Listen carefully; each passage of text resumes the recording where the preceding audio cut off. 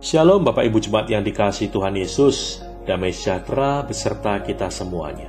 Kiranya kita tetap setia membaca firman Tuhan dan menjalankan firman Tuhan itu dalam kehidupan kita sehari-hari.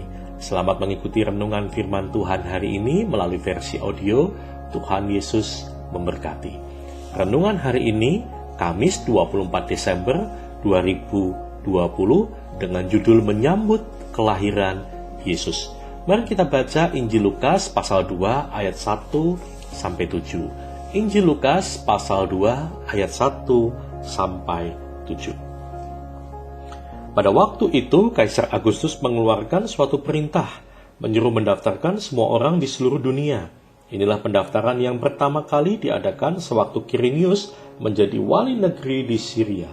Maka pergilah semua orang mendaftarkan diri masing-masing di kotanya sendiri. Demikian juga Yusuf pergi dari kota Nazaret di Galilea ke Yudea, ke kota Daud yang bernama Bethlehem, karena ia berasal dari keluarga dan keturunan Daud, supaya didaftarkan bersama-sama dengan Maria tunangannya yang sedang mengandung. Ketika mereka di situ, tibalah waktunya bagi Maria untuk bersalin, dan ia melahirkan seorang anak laki-laki, anaknya yang sulung, lalu dibungkusnya dengan lampin dan dibaringkannya di dalam palungan, karena tidak ada tempat bagi mereka di rumah penginapan. Bapak, Ibu, dan saudara sekalian, kelahiran Yesus terjadi pada masa pemerintahan Kaisar Agustus, saat ia mengeluarkan perintah menyuruh mendaftarkan semua orang di seluruh dunia. Demikian juga Yusuf pergi ke kota Nazaret dari Galilea ke Yudea, ke kota Daud yang bernama Bethlehem, bersama Maria tunangannya yang sedang mengandung. Yusuf dan Maria telah siap menerima kelahiran Yesus. Mereka telah siap dipakai menjadi sarana lahirnya Sang Juru Selamat ke dalam dunia. Mereka telah siap menyambut kelahiran Yesus sekalipun harus menempuh perjalanan panjang dari Nazaret ke Yudea.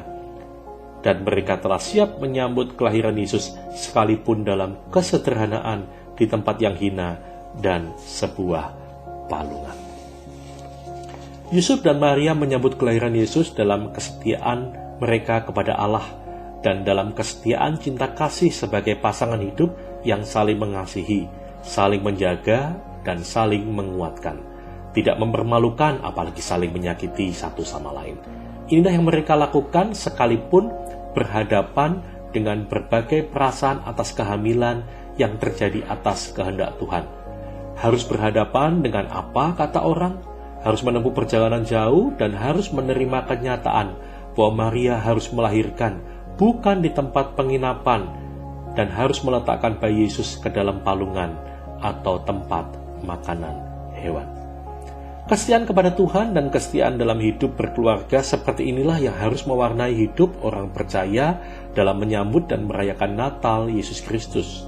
Jangan justru sebaliknya, karena berbagai kesibukan menyambut Natal, kesetiaan kepada Tuhan dan kesetiaan cinta kasih dalam keluarga mengendur, sehingga yang terjadi adalah kita melakukan pesta pora dan kesenangan-kesenangan lainnya, dan bukan beribadah,